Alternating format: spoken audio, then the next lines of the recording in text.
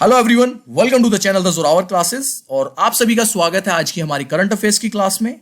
ये हो जाएगी आपकी 6 जनवरी की करंट अफेयर्स की क्लास और इस साल की ये तीसरी क्लास होगी। हमने इस साल की करंट अफेयर्स अपनी 4 जनवरी से स्टार्ट की है, दैट्स मीन मंडे से स्टार्ट की है। और आपका ये सेशन मंडे टू फ्राइडे वाला रहेगा, ठीक है। जैसे आप सबको पता है कि मंडे टू फ्राइडे अपनी क्लासेस लेते हैं, इसमें करंट अफेयर्स एक डेली सेशन हमारा रहता है। चलिए फ्रेंड्स, आज का सेशन स्टार्ट करते हैं। सबसे पहला क्वेश्चन लेते हैं, अखिल भारतीय शतरंज महासंघ के नए अध्यक्ष निम्न में से कौन बनाए गए हैं? Who has become the new president of All India Chess Federation? और ये बने हैं doctor Sanjay Kapoor. Important question है बहुत ज्यादा, क्योंकि उत्तर प्रदेश से पहली बार कोई अध्यक्ष चुना गया है। कहां पर? ऑल इंडिया चेस फेडरेशन में, है ना। अखिल भारतीय चेस फेडरेशन का जो पहली बार कोई अध्यक्ष है वो उत्तर प्रदेश से चुना गया है। डॉक्टर संजय कपूर ने कर्नाटक के वेंकट राजा राम को 2 वोटों से पराजित किया है। अखिल भारतीय चेस फेडरेशन का ऑनलाइन चुनाव 4 जनवरी को संपन्न हुआ। इसमें डॉक्टर संजय कपूर को अध्यक्ष निर्वाचित किया गया। पहली बार यूपी से कोई अध्यक्ष पद के लिए चुना गया है। वेंकट राजा राम को 31 तथा डॉक्टर संजय को 33 वोट मिले हैं। इस चुनाव में 32 राज्य के लोगों ने हिस्सा लिया था। Again I am telling, this is a very important question, याद रखना है। डॉक्टर संजय कपूर अध्यक्ष चुने गए हैं अखिल भारतीय चेस फेडरेशन के, और ये पहले व्यक्ति हैं जो उत्तर प्रदेश से इस फेडरेशन के लिए अध्यक्ष चुने गए। क्वेश्चन नंबर 2, किस देश ने हाल ही में पाकिस्तानी महिलाओं के लिए मलाला यूसुफजई अधिनियम पारित किया गया? वेरी इंपॉर्टेंट क्वेश्चन, और मैं हमेशा कहता हूं कि जितने भी इंटरनेशनल क्वेश्चंस आते हैं वो सारे अपने आप में इंपॉर्टेंट हो जाते हैं, स्टार क्वेश्चंस हो जाते हैं। Which country has recently passed the Malala Yousafzai Act for Pakistani women? और ये किया आपका अमेरिका ने। बहुत इंपॉर्टेंट क्वेश्चन है भाई, याद रखना है, नोट्स में अच्छे से लिख लेना। अमेरिका ने हाल ही में पाकिस्तानी महिलाओं के लिए मलाला यूसुफजई अधिनियम पारित किया है। इस अधिनियम के अनुसार 2020 और 2022 के बीच United States Agency for International Development द्वारा पाकिस्तानी महिलाओं को कम से कम 50% छात्रवृत्ति प्रदान की जाएगी, स्कॉलरशिप। यह पाकिस्तान में शिक्षा कार्यक्रमों तक पहुंच में सुधार और विस्तार करने के लिए किया जा रहा है। ठीक है जी, ध्यान रखना है अपने को। मलाला यूसुफजई अधिनियम पारित किया गया है अमेरिका में। क्वेश्चन नंबर लेते हैं आज का 3rd, again a very important question. Rail मंत्रालय ने हाल ही में किन के लिए किराए में मिलने वाली छूट को बंद कर दिया है? The railway ministry has recently closed the fare discount for whom? और ये बंद किया गया खिलाड़ियों को मिलने वाली छूट। जो स्पोर्ट्स पर्सन्स होते हैं ना, उनको मिलने वाली छूट जो है वो बंद कर दी गई है रेलवे मिनिस्ट्री की तरफ से। रेल मंत्रालय ने खिलाड़ियों को किराए में मिलने वाली छूट को बंद कर दिया है। रेल मंत्रालय की ओर से लंबे समय से राष्ट्रीय खेल आयोजनों में खेलने वाली टीमों खिलाड़ियों को सेकेंड क्लास स्लीपर के लिए 75%, 75%, प्रथम श्रेणी के लिए 50%, एसी 3rd टायर के लिए 50%, एसी 2 टायर के लिए 25% राशि की छूट जाती थी। राष्ट्रीय कंपटीशन देश के दूर दराज इलाकों में होते हैं और इनमें बड़ी संख्या में खिलाड़ी हिस्सा लेने पहुंचते हैं। ऐसे में यह छूट राष्ट्रीय खेल संघों, राज्य संघों और राज्य ओलंपिक संघों के लिए वरदान से कम नहीं था, लेकिन रेल मंत्रालय ने इसे वापस ले लिया है। तो ध्यान रखना है, एज इट इज क्वेश्चन पूछा जा सकता है आपसे कि रेल मंत्रालय ने किन को देने जाने वाली छूट जो है वो अब कैंसिल कर दी। क्वेश्चन नंबर 4, एशियाई विकास बैंक दैट्स मीन एडीबी ने किस राज्य में बागवानी को बढ़ावा देने के लिए $10 मिलियन के ऋण समझौते पर हस्ताक्षर किए हैं? In which state has the Asian Development Bank signed a $10 million loan agreement to promote horticulture? और यह किया है भाई हिमाचल प्रदेश के लिए। इस समझौते पर हस्ताक्षर किए गए हैं। एशियाई विकास बैंक ने हिमाचल प्रदेश में बागवानी को बढ़ावा देने के लिए $10 मिलियन के ऋण समझौते पर हस्ताक्षर किए हैं। यह ऋण परियोजना के लिए डिजाइनिंग, क्षमता निर्माण और पायलटिंग गतिविधियों में मदद करेगा।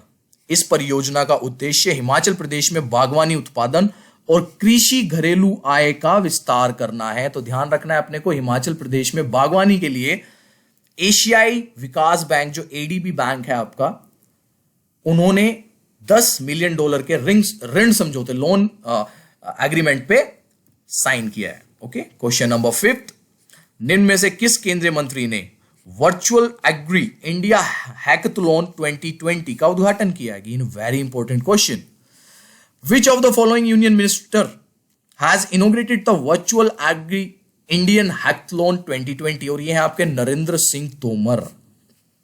फिर से कह रहा हूं, इंपॉर्टेंट क्वेश्चन है, स्टार क्वेश्चन है। ओके, तो ध्यान रखना है। केंद्रीय कृषि मंत्री नरेंद्र सिंह तोमर ने कृषि क्षेत्र में के हजारों नवोन्मुखों और शोधकर्ताओं के विचार जुटाने के लिए एक ऑनलाइन हैकाथलॉन का उद्घाटन किया है। कृषि मंत्रालय के अनुसार एग्री इंडिया हैकाथलॉन के लिए आवेदन 20 जनवरी को बंद हो जाएंगे।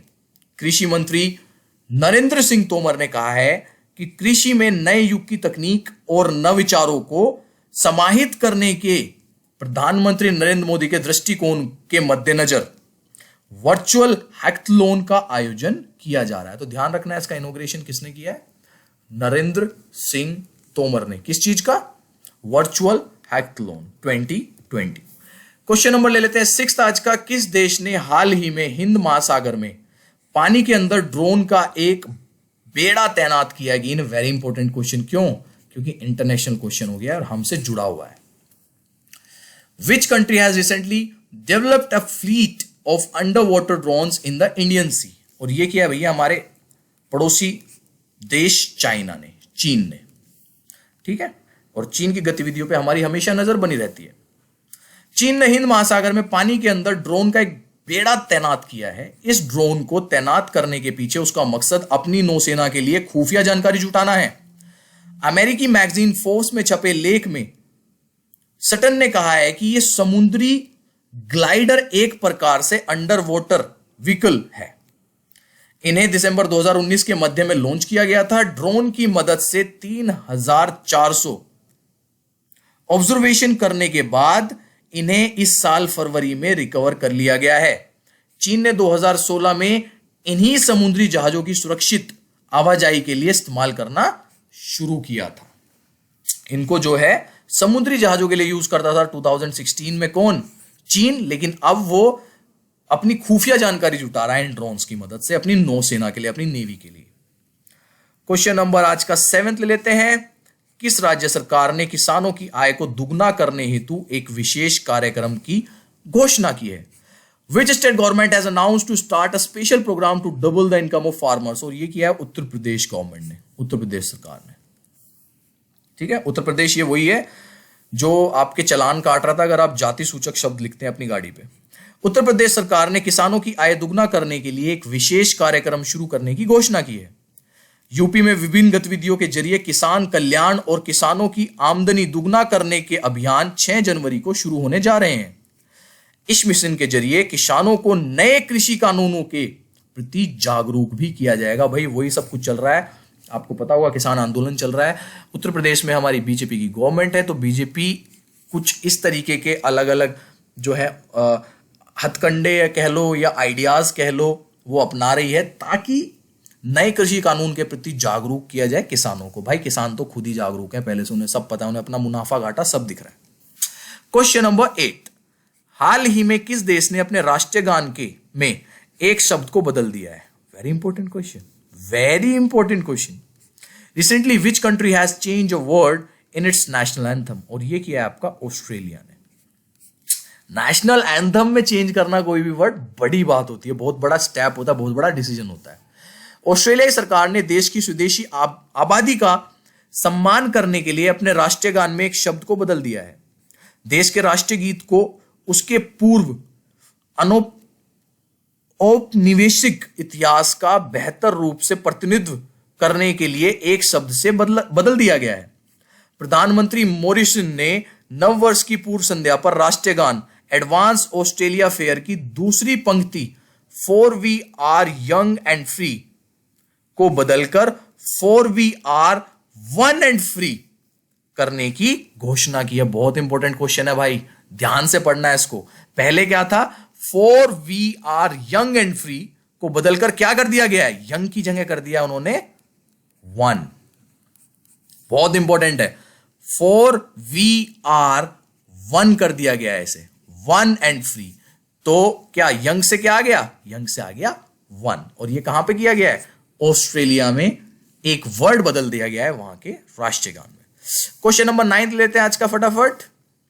कोरोना के नए वायरस के खतरे को देखते हुए किस देश में लगभग 1.5 महीने के सख्त लॉकडाउन का ऐलान किया गया। सभी को पता होगा, अच्छा क्वेश्चन है, इंपॉर्टेंट क्वेश्चन है और आजकल सभी अखबारों न्यूज़पेपर में आ रहा है।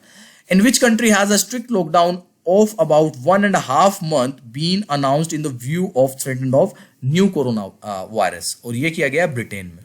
और आपको पता होगा कि हमारे 26 जनवरी पे इस बार के जो मुख्य अतिथि थे वो ब्रिटेन के प्रधानमंत्री थे, वो दौरा उनका कैंसिल हो चुका है due to this corona virus, जो नया स्ट्रेन आया है उसकी वजह से उनका वो जो दौरा है वो भी कैंसिल कर दिया गया है। ब्रिटेन के प्रधानमंत्री जॉनसन ने कोरोना वायरस के नए स्ट्रेन के लगातार बढ़ते संकट के बीच फिर से देश में लॉकडाउन करने की घोषणा की है। कोरोना के नए वायरस के खतरे को देखते हुए ब्रिटेन में लगभग 1.5 महीने के सख्त लॉकडाउन का ऐलान किया गया है। लॉकडाउन के दौरान लोगों को घरों में रहना होगा और सिर्फ जरूरी काम से ही निकलने की इजाजत होगी। ठीक है, ध्यान रखना है, ब्रिटेन में फिर से 1.5 महीने का जो है सख्त लॉकडाउन, स्ट्रिक्ट लॉकडाउन फॉलो किया जाएगा। और ब्रिटेन के प्रधानमंत्री का जो हमारा 26 जनवरी का दौरा था वो इसी वजह से कैंसिल हो गया। आज का ले लेते हैं लास्ट क्वेश्चन, क्वेश्चन नंबर 10। निम्न में से किस राज्य सरकार ने ओलंपिक में स्वर्ण पदक जीतने वाले खिलाड़ियों को 3 करोड़ रुपए की घोषणा की है। बहुत ही अच्छा इनिशिएटिव लिया गया, इंपॉर्टेंट क्वेश्चन बन जाता है। एक अच्छा इनिशिएटिव है प्रोत्साहन देने के लिए, मोटिवेट करने के लिए अपने स्टेट के युवा स्पोर्ट्स पर्सन को। Which of the following state government has announced to give 3 crore rupees to the players who won the gold medal in the Olympics? और ये फैसला लिया है राजस्थान गवर्नमेंट ने, राजस्थान की सरकार ने। आपको पता होगा मोस्टली जो है हरियाणा वगैरह से ही रहते हैं, थोड़े बहुत यूपी से होते हैं या दिल्ली से होते हैं, राजस्थान वगैरह में इतना नहीं है इसका। तो राजस्थान सरकार ने प्रोत्साहित करने के लिए अपने जो खिलाड़ी हैं उनको 3 करोड़ रुपए का ऐलान किया है कि अगर आप ओलंपिक में, एशियाई या राष्ट्रमंडल खेल जैसे अंतरराष्ट्रीय खेलों में पदक जीतने वाले खिलाड़ियों को सरकार की ओर से दी जाने वाली इनामी राशि को 3 से 4 गुना बढ़ा दिया गया है। इस निर्णय के तहत अब ओलंपिक खेलों में स्वर्ण पदक जीतने पर खिलाड़ी को 75 लाख की बजाय 3 करोड़ रुपए मिलेंगे। रजत पदक विजेता को 50 की जगह 2 करोड़ और कांस्य पदक विजेता को 30 लाख की जगह 1 करोड़ रुपए दिए जाएंगे। नाम का नाम, पैसे के पैसे, और देश का नाम ऊंचा कर रहे हैं वो अलग। तो ध्यान करना है कि भाई अगर ओलंपिक, एशियाई गेम या राष्ट्रमंडल खेलों, इन तीनों में से आप कहीं पे भी राजस्थान का नाम रोशन करते हैं, राजस्थान स्टेट का, तो आपको गोल्ड के लिए 3 करोड़, सिल्वर के लिए 2 करोड़ और ब्रॉन्ज के लिए 1 करोड़ रुपए इनामी राशि के तौर पर दिए जाएंगे। So friends, that's all for today. ये थे आपके टॉप 10 क्वेश्चन आज के, 10 क्वेश्चन फॉर 6 जनवरी। और जैसा कि मैंने प्रॉमिस किया था आपको कि पूरी कोशिश करूंगा। जस्ट अभी इट्स राइट नाउ 8:40 और मैं इसको रिकॉर्ड कर रहा हूं और 9 बजे मुझे ये वीडियो डालनी है, क्योंकि आज स्कूल से मैं 7 बजे आया हूं। 7 साढ़े 7 बज रहे थे भाई जब आया मैं। उसका रीजन जो है आपके साथ कल शेयर किया जाएगा, कल बताया जाएगा कि क्यों मैं पिछले कुछ दिनों से इतना बिजी था और क्यों ये वीडियोस जो है रेगुलर नहीं हो पा रही है, क्यों हमारे साथियों की वीडियोस रेगुलर नहीं आ पा रही है। उसका सबका रीजन मैं आपको कल बता दूंगा। कल एक बार हमारा जो फंक्शन है कंप्लीट हो जाए, उसके बाद मिलते हैं फिर रेगुलर क्लासेस में। Okay everyone, bye, take care, फिर मिलते हैं।